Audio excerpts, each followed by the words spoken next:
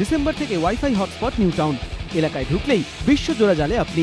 চিংড়িঘাটা থেকে রাজারহাট এক্সপ্রেসওয়ে ধরে হিটকো ভবন, বিজনেস সেন্টার, সিটি সেন্টার 2 হয়ে এয়ারপোর্ট পর্যন্ত এই 16.5 কিলোমিটার রাস্তা হবে ফ্রি ওয়াইফাই জোন। কেউ বিমান থেকে নেমে এই রাস্তা ধরে কলকাতায় ঢুকলে বা উল্টো পথে গন্তব্য বিমানবন্দর হলেই মোবাইল, ল্যাপটপ, ট্যাবলেটে মিলবে ফ্রি ওয়াইফাই অ্যাক্সেস। আধ ঘন্টার জন্য বিনামূল্যে এই পরিষেবা মিলবে এই রাস্তা ও তার দুপাশে 150 মিটার এলাকায়। কনসেপ্টটা হলো যে যখন এয়ারপোর্ট থেকে মানুষের নামবেন তখন অটোমেটিক ওয়াইফাই কানেকশন সে পেয়ে যাবে।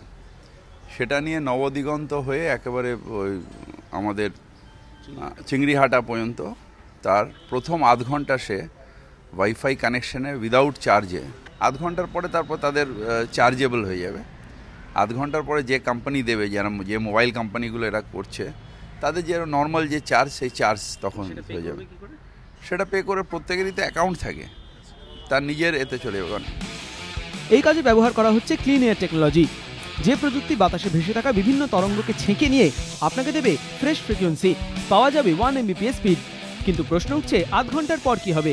কেউ যদি আধ ঘন্টার কিছু সময় আগেই ডিসকানেক্ট করে ফের ওয়াইফাই নেটওয়ার্কে ঢুকে পড়েন, তাহলে কি হবে?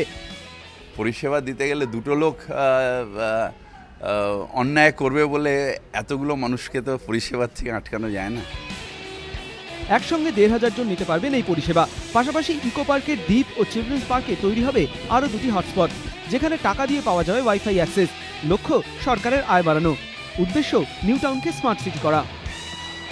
হিটকোর তরফে জানানো হয়েছে, ভবিষ্যতে পুরো নিউ টাউনকেই এই ওয়াইফাই জোনের আওতায় নিয়ে আসা হবে, যার মাধ্যমে জল সরবরাহ থেকে জঞ্জাল সাফাই, বাস সার্ভিস, সমস্ত তথ্যই এখানকার বাসিন্দারা পাবেন এক মুহূর্তের মধ্যে, যা একটা স্মার্ট সিটির বাসিন্দাদের প্রয়োজন। সমিত সেনগুপ্ত, এবিপি আনন্দ, কলকাতা।